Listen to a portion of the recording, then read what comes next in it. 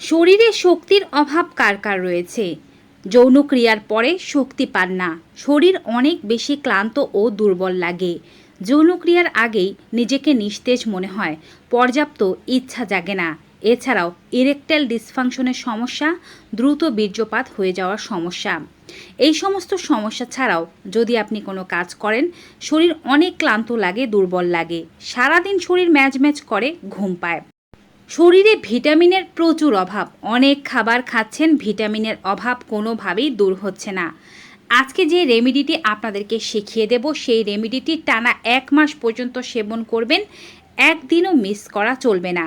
এই রেমেডি সেবনের ফলেই যে রোগগুলোর কথা বললাম, সে রোগগুলো ছাড়াও আরও বহু বহু প্রাচীন রোগ আপনার শরীর থেকে দূর হয়ে যাবে।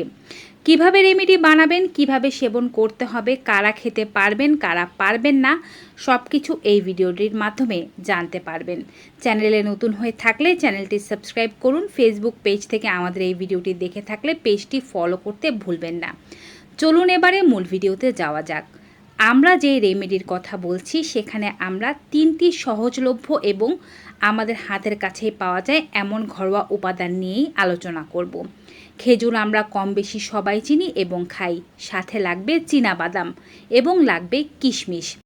এই রেমেডি সবাই সেবন করতে পারবে, শুধুমাত্র যাদের ডায়াবেটিসের সমস্যা আছে তারা এই রেমেডি সেবন করতে পারলেও অন্য নিয়মে সেবন করতে হবে। অন্যরা সবাই যেভাবে সেবন করতে পারবে, ডায়াবেটিসের রোগীরা সেভাবে সেবন করতে পারবে না।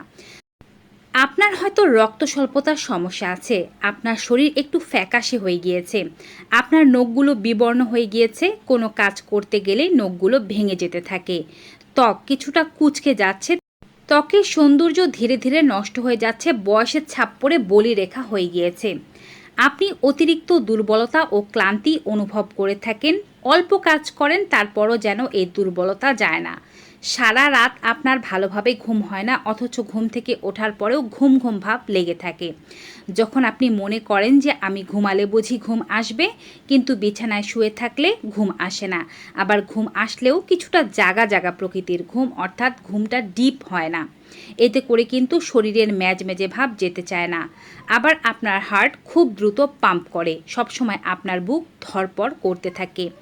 মূলত এই সমস্যাগুলো হয়ে থাকে আমাদের দেহে বিশেষ কিছু ভিটামিনের অভাবের জন্য। আর যাদের আয়রনের ঘাটতি রয়েছে, হিমোগ্লোবিনের অভাব, সিবিসি করলে দেখা যায় ব্লাড হিমোগ্লোবিন বা রেড ব্লাড সেল অনেক কম, তাদের এই সমস্যা হবেই। তাদের জন্য এই রেমেডি খুবই ভালো কাজ করবে, 1 মাসের মধ্যে শরীরের সমস্ত সমস্যাগুলো দূর হয়ে যাবে।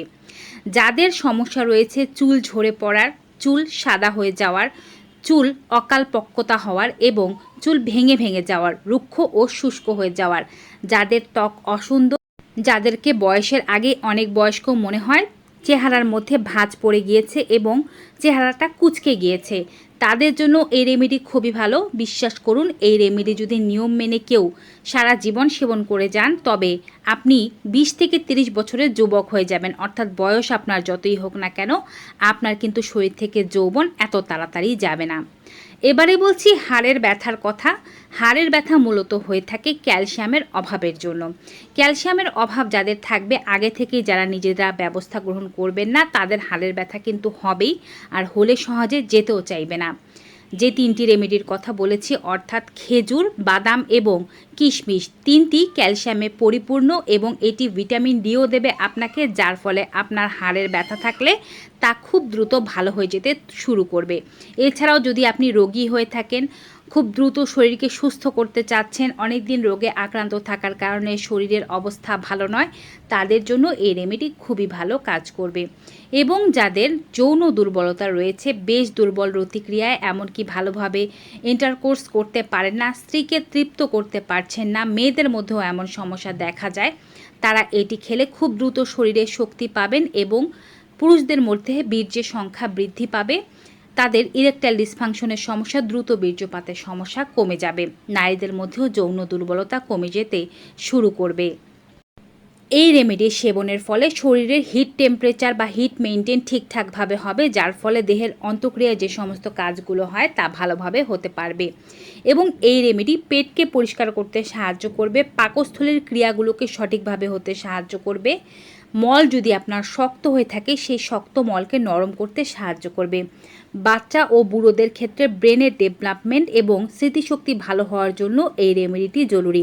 বুড়োদের মধ্যে কোনো কিছু ভুলে যাওয়ার প্রবণতা অনেক বেশি, তাদের এই রোগ হবে না রেমেডি সেবনের কারণে। আর বাচ্চাদের মধ্যে ব্রেন খুব ভালো কাজ করতে থাকবে, তারা লেখাপড়ায় খুব ভালো হয়ে যাবে।